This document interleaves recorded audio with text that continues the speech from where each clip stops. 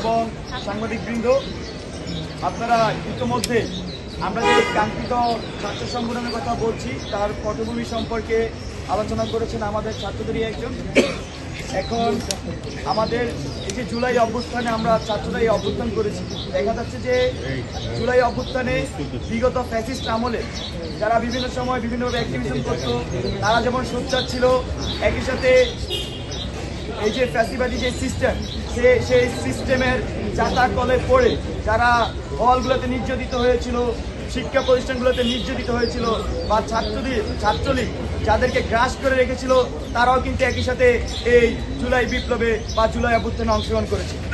আমরা জুলাই অভ্যুত্থান পরবর্তী সময়ে আমরা দেখছি সকল মতামতে শিক্ষার্থীদের মধ্যে এক ধরনের রাজনৈতিক ঐক্য প্রতিষ্ঠা হয়েছে। সেই প্রতিষ্ঠা মূলত এরকম যে বিশ্ববিদ্যালয়গুলোর পর্যায়ে শিক্ষার্থীরা আর কোনো গেস্ট রুম গণরুম কালচার চায় না। বিশ্ববিদ্যালয়গুলোর পর্যায়ে শিক্ষার্থীরা হলের সিট, শিক্ষা প্রতিষ্ঠানের যারা দায়িত্ব থাকবেন তাদের মাধ্যমে চায়। একই সাথে সারা দেশে এক ধরনের বলা চলে যে রিসার্চ বেসড বিশ্ববিদ্যালয় এবং শিক্ষা ব্যবস্থা কিন্তু শিক্ষার্থীরা চাচ্ছে। তো সব কিছু মিলিয়ে আমাদের যে কাঙ্ক্ষিত সংগঠন, সেই কাঙ্ক্ষিত সংগঠনের আমরা কিছু মৌলিক প্রস্তাবনা আজকে উপস্থাপন করছি। আমাদের মৌলিক প্রস্তাবনাগুলো হলো আদর্শিক বাইনারি কালচারাল দ্বন্দ্বের বাইরে গিয়ে মধ্যমপন্থী ছাত্ররাজনীতিকে প্রতিষ্ঠা করা, জাতি ধর্ম বর্ণ নির্বিশেষে অন্তর্ভুক্তিমূলক ছাত্ররাজনীতি তৈরি করা, যেখানে পরিচয়ের ভিত্তিতে কাউকে অবমূল্যায়ন করা হবে না। আমাদের জুলাই আগস্ট গণঅভ্যুত্থানের ভিত্তি মূলধারার ছাত্র রাজনৈতিক পরিসরে নারীদের যে অনুপস্থিতি রয়েছে সেটিকে অ্যাড্রেস করে নারীর রাজনৈতিক মানস বিনির্মাণ করা, রাজনৈতিক চর্চার পরিবেশ তৈরি করা এবং রাজনৈতিক ব্যবস্থাকে নারীবান্ধব করে তোলার মাধ্যমে নারী পুরুষে নির্বিশেষে সকলের জন্য সমান সুযোগের সৃষ্টি করা, শিক্ষার্থীদের অধিকার আদায়ের প্রশ্নে আপোষহীন ছাত্র রাজনীতির প্রতিশ্রুতি দেয়া, আদর্শিক বাইনারির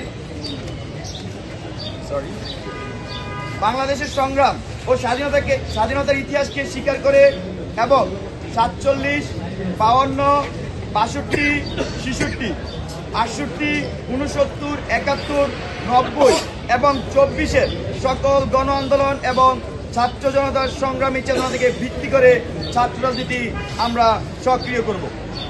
ফ্যাসিবাদকালীন সকল শিক্ষা পরিসরে পরিকল্পিতভাবে যে রাজনৈতিক ডিসএম্পাওয়ারমেন্ট করা হয়েছে এবং গণতান্ত্রিক ব্যবস্থার শিক্ষার্থী সংসদ কাঠামোকে অকার্যকর রাখা হয়েছে, নতুন রাজনীতিতে শিক্ষা প্রতিষ্ঠানগুলোতে শিক্ষার্থী সংসদ কাঠামো পুনর্বহালের সর্বোচ্চ গুরুত্ব আরোপ করা হবে। প্রিয় সাংবাদিকবৃন্দগণ, আমাদের আরেকটি প্রস্তাবনা ছাত্র নাগরিক সংহতি রক্ষার মধ্যে দিয়ে ছাত্র নাগরিক অধিকার প্রতিষ্ঠা ও সংরক্ষণে আমরা গুরুত্বপূর্ণ ভূমিকা রাখব।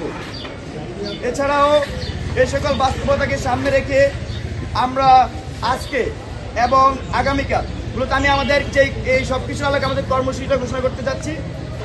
আমাদের এই সকল বাস্তবতাকে সামনে রেখে আমরা আজকে এবং আগামীকাল শিক্ষার্থীদের মতামত নেওয়ার প্রক্রিয়ার অংশ হিসেবে জনমত জরিপ ও সদস্য আহ্বান কর্মসূচি ঘোষণা করছি।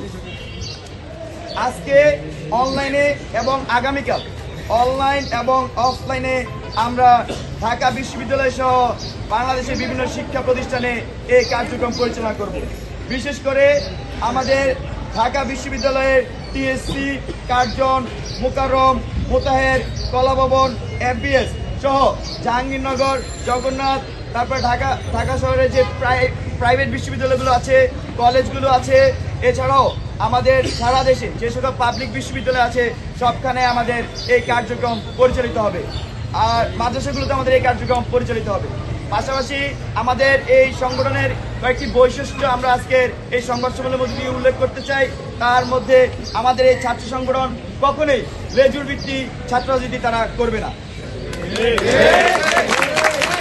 আমাদের এই ছাত্র সংগঠন একটি স্বতন্ত্র ছাত্র সংগঠন হিসেবে আত্মপ্রকাশ করবে, আর আত্মপ্রকাশের যে তারিখ সেটা আমরা এখনো নির্ধারণ করিনি। আমরা এই জনমত জরিপ এবং আমাদের যে চলমান কর্মসূচি, এই কর্মসূচির উপর ভিত্তি করে আমরা আমাদের আত্মপ্রকাশের নির্ধারিত টাইম আপনাদেরকে জানিয়ে দেওয়া হবে। আর আমাদের যে আমরা বলছি লেজুভিত্তিক ছাত্ররাজনীতি আমরা করব না, তার প্রক্রিয়ার অংশ হিসেবে আমাদের এই ছাত্র সংগঠন বটম টু টপ অ্যাপ্রোচে তাদের নেতৃত্ব বাছাই করবে গণতান্ত্রিক উপায়ে।